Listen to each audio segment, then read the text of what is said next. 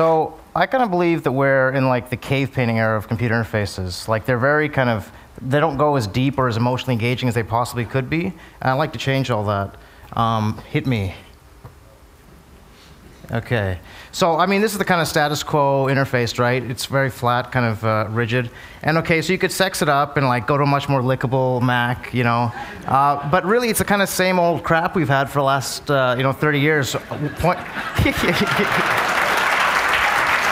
I mean, like, I think we really put up with a lot of crap with our computers. I mean, it's point and click, it's like the menus, icons, it's all the kind of same thing. And so one kind of information space that I kind of take inspiration from is my real desk. It's so much more subtle, so much more kind of visceral, you know, what's visible, what's not. And I like to kind of bring that experience to the desktop. So I kind of have this is bumtop. It's kind of like a new approach to desktop computing. So you can bump things. They're all kind of physically, manipulable and stuff. And instead of that point and click, it's like a push and pull. Things collide as you'd expect them. Just like on my real desk, let me just grab these guys. I can turn things into piles instead of just the folders that we have. And once things are in a pile, I can browse them by throwing them to a grid or, flip through them like a book. Or I can lay them out like a deck of cards. When they're laid out, I can pull things to new locations or delete things or just quickly sort a whole pile, just immediately, right?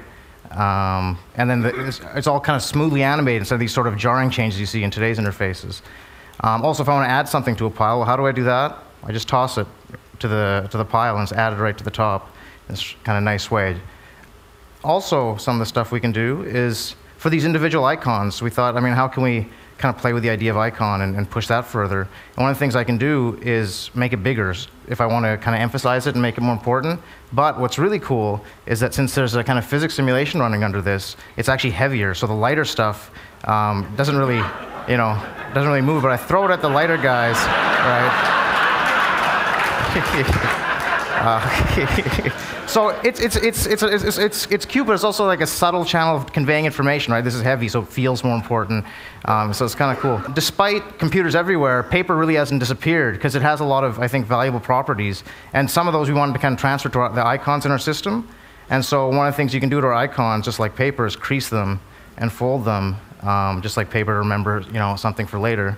Or if you want to be destructive, you can just crumple it up and toss it to the corner. Also, just like paper around our workspace, we'll pin things up to the wall to remember them later, and I can do the same thing here. And you'll see post-it notes and things like that around people's offices, and I can pull them off when I want to work with them.